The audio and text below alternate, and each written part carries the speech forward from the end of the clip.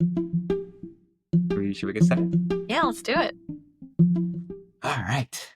Cool. Hello everybody. Welcome to First Person, a podcast about immigrants and first generation individuals who've started something meaningful. I'm your host, Alejo Largo, and I'll be talking with amazing people about how change and lived experiences shape their journeys and fuel their ideas. And I'm so excited to welcome my first ever guest, Tiffany Shi. She's an incredible human, an accomplished entrepreneur, product leader. We actually met 7 years ago, which Oh my is gosh, crazy. I didn't that's realize that it was actually crazy. 2018. And we'll get to talk a little bit about, how we met and all of those things. But, we started a company in the travel space called Travel Trove. But now Tiffany, it's the head of product at Good Inside. It's a great company, a global parenting movement founded by renowned clinical psychologist, Dr. Becky Kennedy. And they have an amazing app. You have to check it out. It has been recognized by Fast Company, Webby Awards. It has won the app of the day by Apple, among many more accolades. So, Tech, welcome to First Person. So excited to have you as my first guest. So it's special to start this journey with you. Thank you so much. Yeah, it is so special to start this. I'm very honored to be a part of it. Thanks for having me. Awesome. I'm very excited. So before we get into the story of Travel Trove, which love to spend some time talking about, I want to actually go back a little bit in time. Can you tell us a little bit about you, about growing up between the US and China and how that's been? Yeah, I always struggle with the question of where are you from because I am from a lot of different places. So I was born in the US, actually in a small town called Provo in Utah in the US. And I lived in the US until I was about 8, and then I moved to China. So it was actually kind of the reverse immigrant experience in a lot of ways. My parents came as immigrants to finish up grad school and had me, and then we all ended up moving back to China. And then I grew up in China. I moved back in 98, so kind of in the late 90s when China was growing really quickly. It was a very exciting time to be there, and basically you would see like every few months the city would look different. I lived in Beijing and I lived there until I was 15 or 16, and I actually came back to the US to finish high school and college. So I've been, and within China, I moved around a bunch, and even within the US, I moved around a bunch. My family is still in China, and so I'm, half foot there, half foot here kind of situation where, um, yeah, I really see myself as I think people call us third culture kids. We don't have one singular culture. We both fit in multiple places, and we don't fit in anywhere at all. And so I definitely feel like that has shaped my worldview in many ways. So you moved to Beijing when you were 8, When right? I say, yeah. How is that experience of, I mean, to your point, right? Changing cultures, being here, then going there, and then coming back, to go to boarding school. Like, how was that kind of shift, at these phases? Yeah. I actually distinctly remember because we moved on July 4th, which I was like a very emo kid. And I was like, wow, this is so meaningful. I'm like moving to China on July 4th, Independence Day. Yeah. Um, and I remember being actually really excited. I was at an age, I was 8. And so I think that was third, fourth grade. I think that's always been part of my personality. My parents moved around a lot. And so it was always exciting to see the next thing. And in China, it was half extremely modernized and half not. I lived in a really great luxury apartment building on a dirt road. Like that's what it was like. Um, Interesting. Yeah. we couldn't buy milk every day from the supermarket. There was only like one day where they would have milk and you'd buy them in bags. And so it was an interesting juxtaposition. I just remember being so excited to kind of consume it all. My parents also put me in a local Chinese school, which was very difficult because I went to obviously an American school in the US. And so needing to speak Chinese day in and day out, that was something that was challenging, but my parents really supported me through that. And so it was hard, but exciting, I think. No, that's so important. I'm curious, are there kind of like any values or memories or early experiences that have stuck with you, in this very unique and interesting upbringing? Yeah, I think. I actually think I gained a lot of confidence moving to China, and maybe Okay. that's not what you would expect. I know I'm a parent myself now, and thinking about changing environments for my kid always actually makes me think the opposite will happen. But America has always been kind of like the main cultural, I don't know, the main culture, really. And I think in China, a lot of people strived to speak English, to watch American TV, to be more American, to eat American food. That was always viewed as like this very positive thing. And for myself, coming into a local Chinese school, I remember I spoke perfect English, obviously. It actually made me really confident. I was like, yeah, I can actually do this. Therefore, I made friends very quickly. People were always interested to learn what's happening in the US. And that kind of curiosity about other parts of the world is something that I've carried with me that I don't actually see from a lot of places. Like in China uniquely, I find that everyone is very curious about everything outside of China. So I have a lot of memories where I like was eating string cheese in class and no one understood what just eating a stick of cheese would really mean. Cheese was like not part of their diet. And so something like very common to me in my day to day became very new for people here. And actually, when I was in the US, I experienced the exact opposite, where I would bring Chinese food to lunch at school, and my peers would have peanut butter and jelly. And it was so I was never like the main thing and always introducing something new. Yeah, that must be kind of very interesting and exciting, right? To always be able to have different perspectives to draw from and to bring it to a new, even a new space or a new environment. When you came back, was that experience difficult or easy because you kind of had already gone through it a couple of times?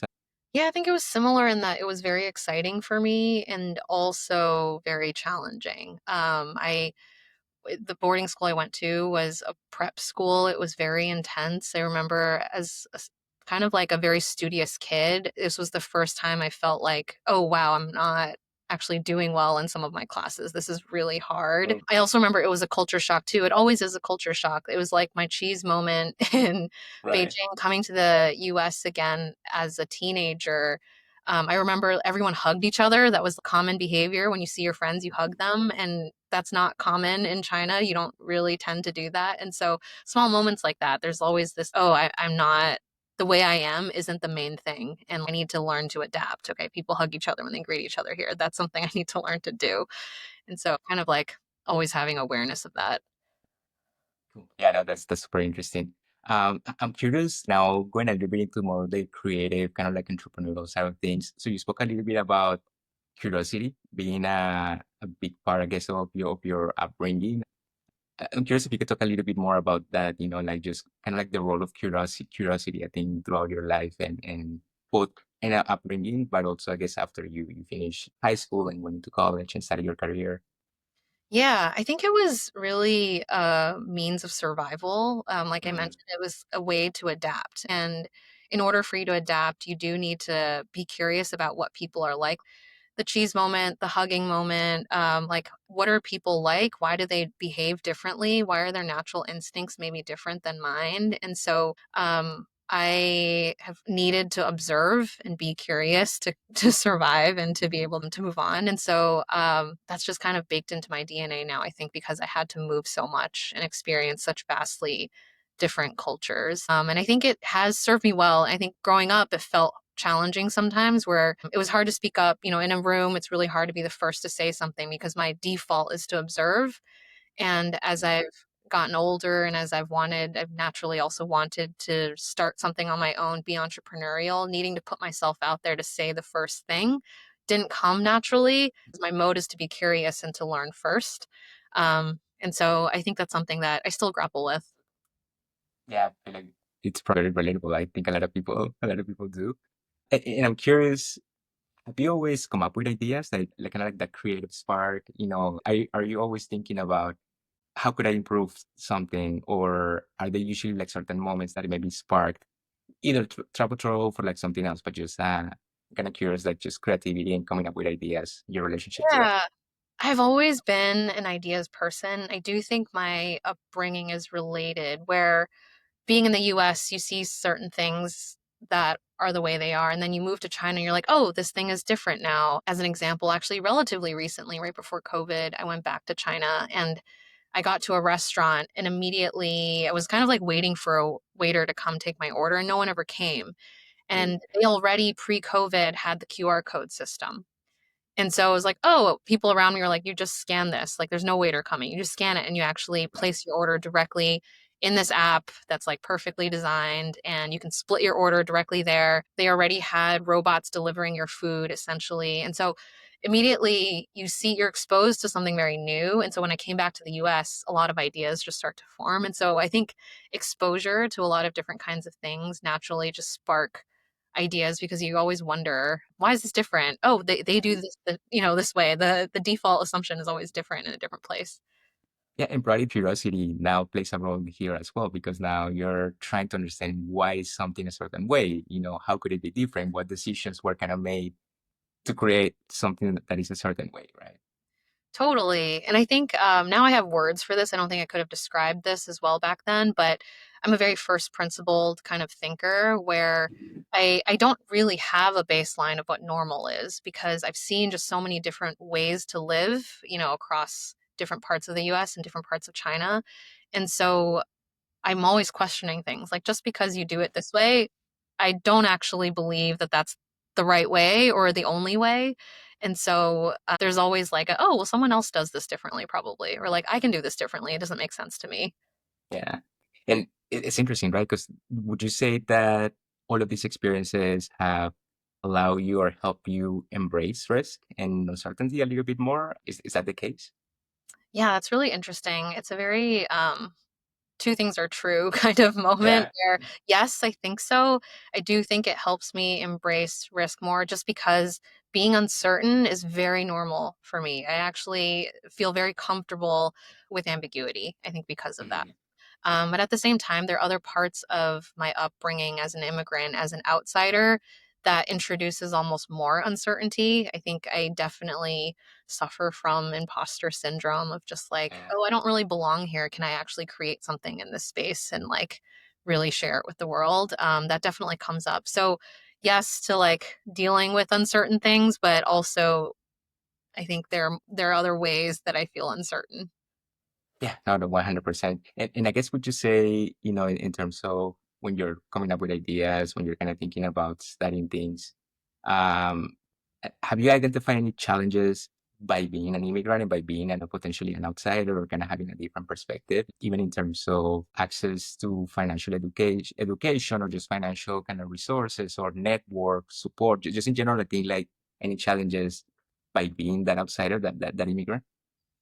Definitely. I think that it's twofold. It's one, I don't come from a family of entrepreneurs at all. My Mm. family has been very risk averse. I think they were born through the Cultural Revolution. And so just surviving itself and finding a most stable means of survival is like the goal. And so having a daughter that's like wanting to try different things is like very hard, I think, for my parents growing up too. And so not having that foundation just means that I don't have necessarily the full both like mental support from them on doing something new and then also the literal like financial support the network support from them. Their networks are in China and I'm trying to do something in the US and that doesn't actually really translate. Things actually have changed a lot even in the last 5 years. I think we are seeing funding from coming from all over the world now, but earlier on it was a lot harder. And so, yeah, I do think it's challenging when you are on your own in a new place trying to build your own community, your own network and find financial backing for it. It also as an immigrant, you're assuming too that, you had to move your home from one place to another and so you had to uplift your roots in many ways. And so that just means you're starting later too. It's not like from birth, you had this foundation. You're actually starting maybe in your 20s just to build some of this. And so in some ways you can feel like you're behind. Yeah, 100%. And I'm curious kind of what kind of community, what kind of support have you, in your experience, have you looked for or found, to kind of help you through your journey?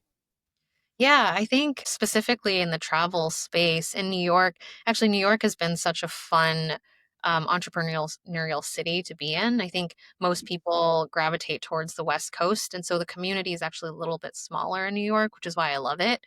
It's a little bit more tight knit. So there are great meetups. And there was actually a travel incubator that I was a part of that allowed me to meet other folks in the travel space. I think it's really important to put yourself out there, even if it's uncomfortable, to meet people, to share ideas, and to help each other, to share support, literally share, whether it's an accountant you've used in the past, like being able to hack together the team that you need. It's a business of people at the end of the day. And so it's really important to meet each other. Yeah, 100%. So is that, I don't think I've ever asked you this. Where did the travel trove idea come from? Or maybe I did, but it's been a while since we talked about it. Uh, Yeah, it was honestly a passion project of mine initially, and an example of me trying to build my community is actually how we met. I think I was looking on various in design communities, and you've always had a pretty great presence, I think. And I remember actually looking at your website thinking, "There's no way this guy's going to respond back to me." He's like, Really? yeah, I remember thinking like it would be amazing if he got, and it was like a cold email, and most people don't respond to cold emails, but you did. There's something I don't even remember what I wrote, but you did. Yeah. Um, It's timing, right? Because I think if I remember at that time, I think I was freelancing, or maybe I was full time, but I was actually looking yeah, or kind of yearning for something, you know. So yeah. just one of those things. But like the email came, I'm like, oh, this is super interesting. Actually, let's talk. Yeah, yeah. So speaking of the idea, travel itself, I've always loved travel. I think that because I moved around so much, I felt very in my element when I was seeing different things. And as I grew up, I really felt like it was so important for people to see different perspectives. And the ironic thing is, I think I really enjoy travel and seeing different things because at the end of a trip, my takeaway is always that we are all one humanity, and that we're actually so much more similar than we think we are.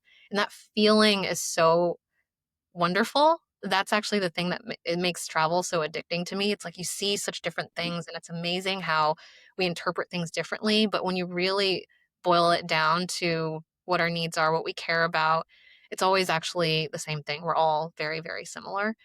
And so I felt like, I wanted more people to travel. I had kind of had this ambition of like, if only more people saw more of the world would actually be a better place. And one of the biggest barriers to travel, I think, is actually planning. Most people don't like planning trips. I also talk to people who don't really like to travel, and it's because they have bad experiences. And I kind of question, well, it's probably because you didn't plan a good trip. Like it's probably because the trip wasn't right for you. It doesn't mean travel's bad. It just means that particular trip is not great for you. And so I really wanted to imagine a different kind of company that would celebrate planners so that these are the people that enable the best trips for others, and to kind of start there to hopefully help more people actually get to the best trip that they could be on. So that's kind of how the initial idea was born. Also, everything in travel is focused on booking. It's just about like getting the cheapest flight, getting the cheapest hotel, which of course is important. Another huge barrier to travel is the cost.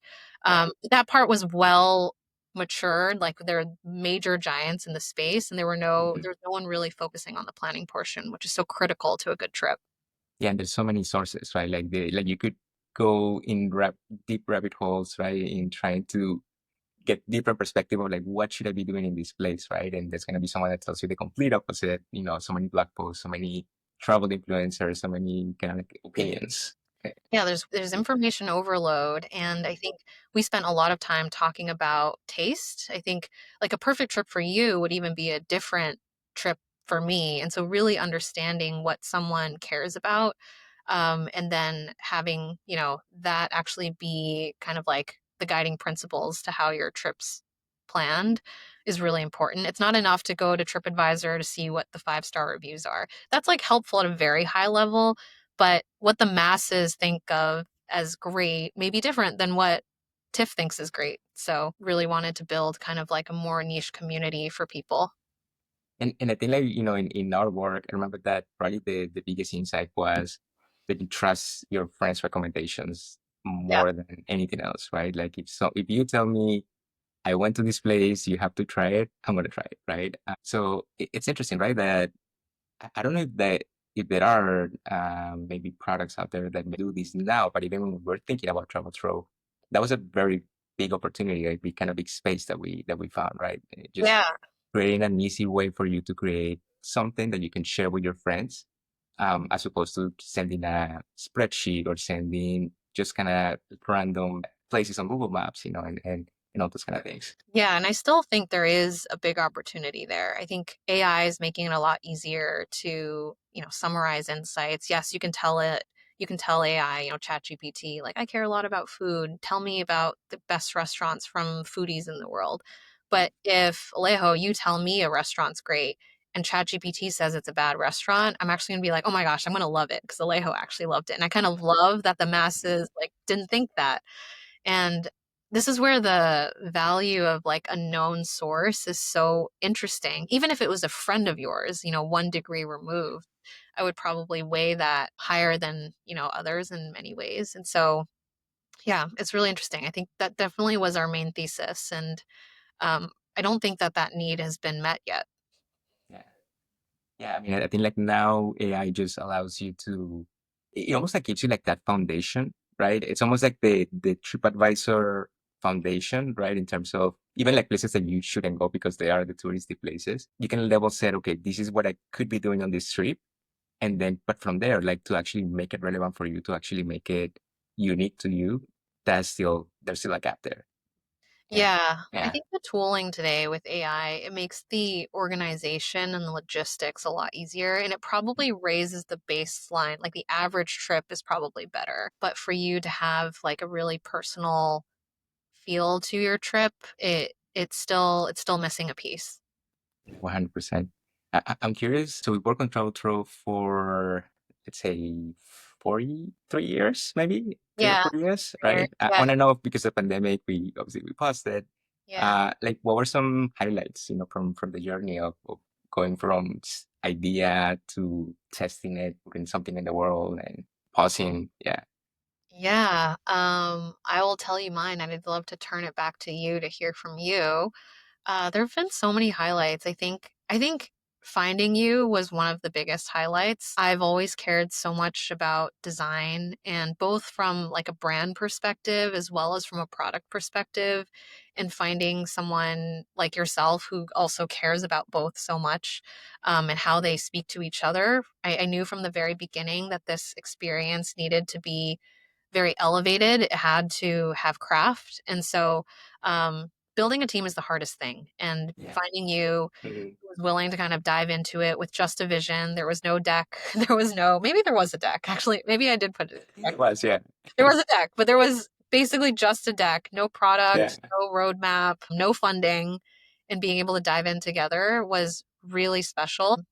And I think once we started putting pen to paper, that's always really exciting to me. That's the most fun part, like putting our ideas together and actually starting to create prototypes and talking to people. I distinctly remember we did a ton of user interviews and that was also exciting. It was very clear that there's a persona here of a planner that when you ask them about their planning, they just light up and they start to show you their Pandora's box of like all the crazy spreadsheets they've created in their Mhm. past. So seeing that passion in other people was also really exciting. And then, of course, when we actually launched something and put it out in the world and started to see people using it, that was great. I think COVID was really hard. I think that's like we basically launched the product right before COVID hit. It was The like months timing. before, Yeah.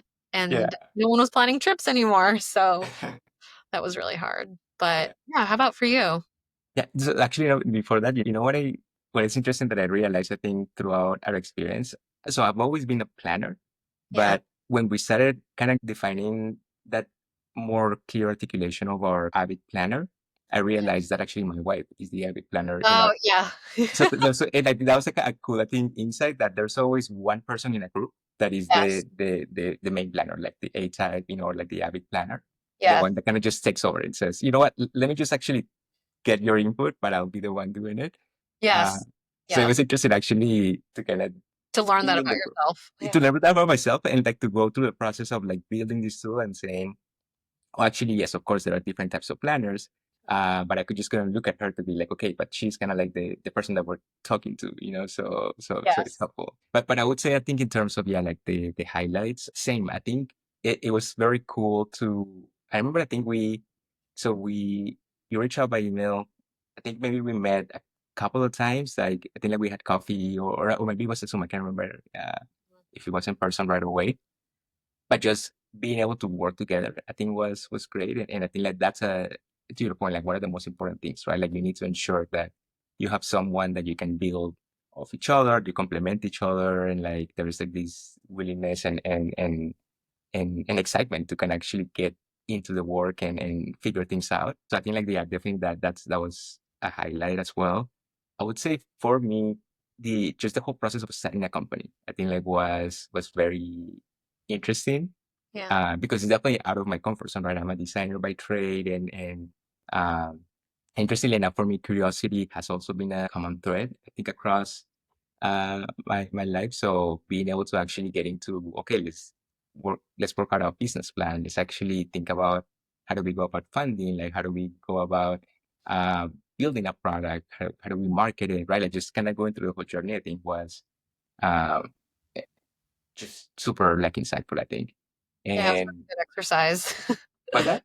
It was such a good exercise. It forced us Yeah, to stretch. When you're building a scrappy team, you have to wear so many hats. And so, yeah. yeah. But it felt like I'm curious at what it was on your side. But from my side, yes, like we were doing this on the side, right? Like we had full-time jobs, so we were nine to five or whatever it is, 9 to 6. We're working on weekends. We're working like sometimes at night. But I think we were good at keeping a good balance. Like it wasn't like we were burning ourselves out, but it also never felt like we were like overdoing it, right? Like it always kind of felt so really balanced. Yeah. And this is where the fit, like how we work together, I think worked so well. We both were, I don't know, we kept each other accountable. We were able, there was never, yeah. And I also think that when you really are building something for fun, it doesn't feel like work. And so the number of hours we put in probably was a lot. And if it was for something you didn't care about, it probably would have felt like a lot, actually. We probably would have felt burnout.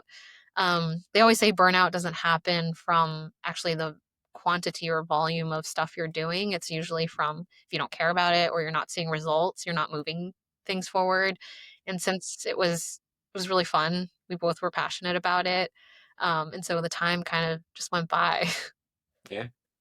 It was pretty nice. So I'm curious now, kind of like on the flip side, were there any challenges or any things that you learned that maybe were not as great or just yeah that you kind of learned from?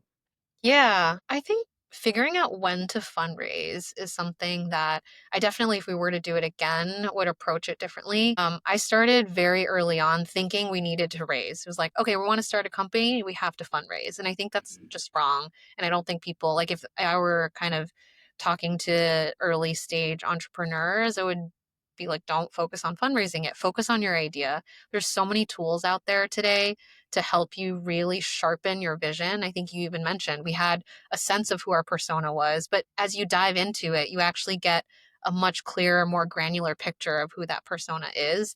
And you should do all of that work before even thinking about raising, because raising, first of all, is a full time job and it takes you away from the core thing that you're working on. And is time better spent, actually building out the core thing more, or is it spent fundraising? I also think that certain products don't need fundraising and certain or don't need at least venture backing. Certain products need other kinds of fundraising, and exploring more options of like taking a loan, taking different kinds of funding is something that I would definitely explore. I found the VC route to be really distracting and really hard. And that's where like Mhm. the networks come in. If you have a Rolodex of people who are VCs, it's so much easier. And I definitely poured, I think, a lot of my energy into that. And I did end up meeting some amazing investors, but it took away from the core product. And I think we should have sharpened our value proposition and our business model a lot more before doing it. Yeah, 100% agree. I think from my side, another thing that kind of looking back, just always like hindsight is 2020. I think mm, not having an engineer as a part of the core team, I that also was an interesting learning because I Yeah. think like so I remember kind of like the process of us coming up with the idea, clearing some prototypes, getting some feedback from users, starting to actually build and then kind of bring in that engineer to help us. I think like what we actually got like a really cool MVP and a really good product. But it was interesting that the throughout the process, like there were kind of technical things that maybe we're not as attuned to or that we are not aware of, right? That we actually realized, okay, maybe we do need to make some trade-offs now because we had been thinking about it in a different way. So I think like just being able to again just kind of bring the right pieces together from the get-go. It's important, right? To be able to move faster and to your point, to be able to kind of get to that like product fit, like market fit, in a little bit faster, maybe. Yeah, I totally agree. Another, it's always like a trade-off in time, and it probably would have benefited us to spend half of our time just looking for the right eng kind of like partner instead of even building anything. We Yeah. kind of jumped into, we worked with contractors. It was hard. It was like a different contractor, different periods of time. Um, and we were trying to really hack together something when maybe if we had just brought on like an engineering partner that was more aligned with exactly what we're trying to build, we would have actually been able to move faster after. And so I totally agree. Yeah. So now curious, from your perspective, and I think you spoke a little bit about this already, through the lens of being an immigrant and kind of like your own lived experiences, I guess how did that shape, the approach that you took to build something like Travel Trove? Yeah. Yeah, I think I guess this is related to another challenge we encountered. I am a very passionate and curious person, and I'm always going to be on the user side, so to speak, in the sense that like it was very fun to figure out exactly what people needed to build to kind of like plan their best trips. And I would say like 90% of our energy was there. And not enough of it was thinking through how we actually make this a viable business and how Yeah. it was really like, let's build an awesome product, period, rather than like, let's build an awesome product that actually has legs and can sustain itself. And we just didn't spend enough time there. And it's very clear that my personal focus and interest was in trying to build the perfect product. And I think that there's a lot of value in that too. Ultimately, the products that do the best in the world are the ones that focus on the user. But you have to start from, a lot earlier thinking through how do you actually make this viable long term. Yeah. No, 100%. So I'm curious, like now, again, just kind of starting to look back into the experience. Is there anything that you learn about yourself, through the process of starting this company and kind of taking Yeah, it to the world? Yeah. I learned a lot about myself. I think that on a very, I guess on a more like general level, like it was very clear that I was a very good scrappy, get stuff launched kind of person.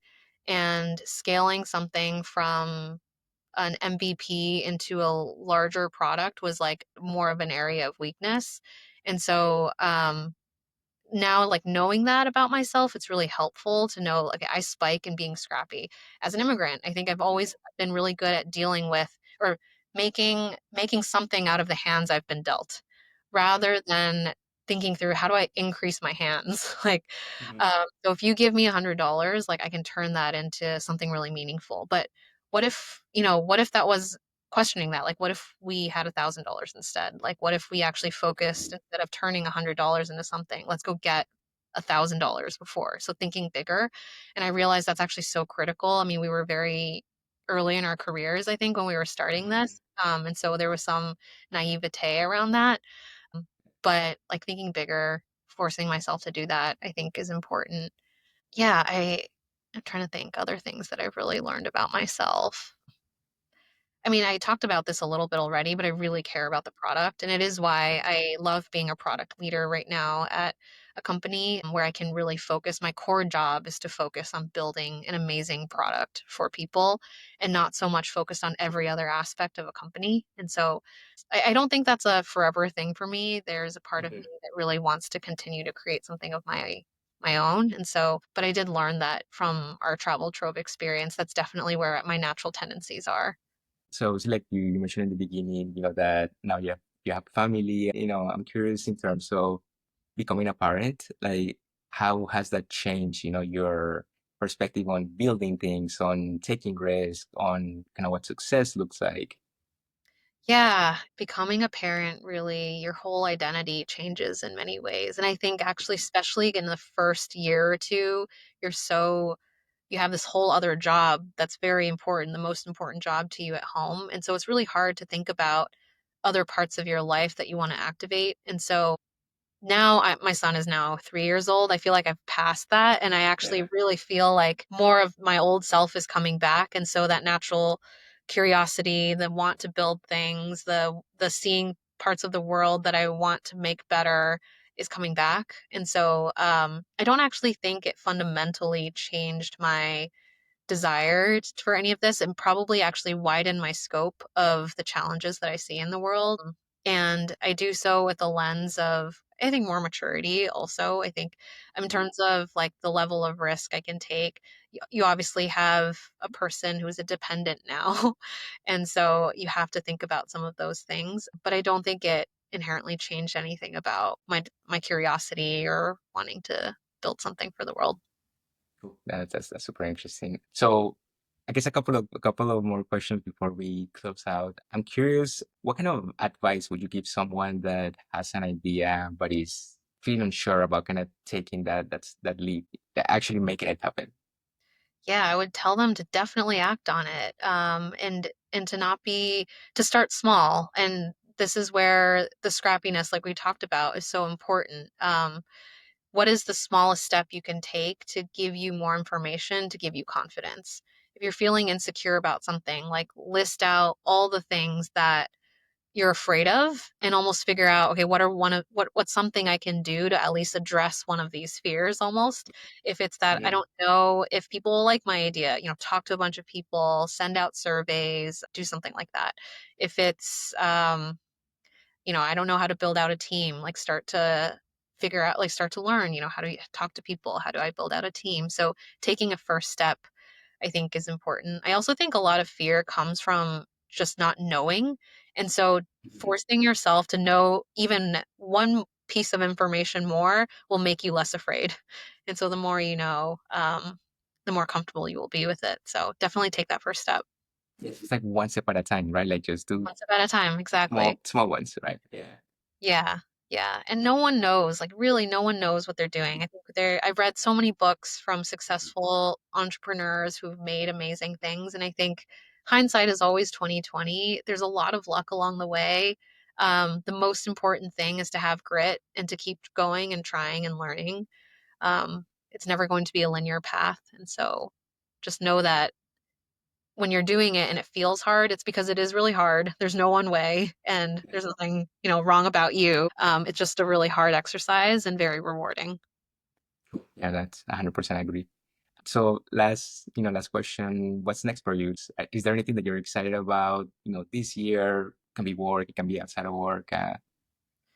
Yeah, I am really excited about what I'm working on right now. You mentioned that I am working at a company called Good Inside, and we are building a co-pilot to parents to really supporting parents in their everyday struggles. I myself am a parent, and I really see all of the gaps where it's so interesting. In some ways, I view this as the most important job. We're literally creating humans who are going to help this world. And there's no playbook, there's no manual. You kind of, when you're at the hospital and you give birth, they're just, okay, make sure you have a car seat and leave. There's no instruction. And I think I'm really, really, really passionate about helping more parents be able to be the parent that they want to be for their kid.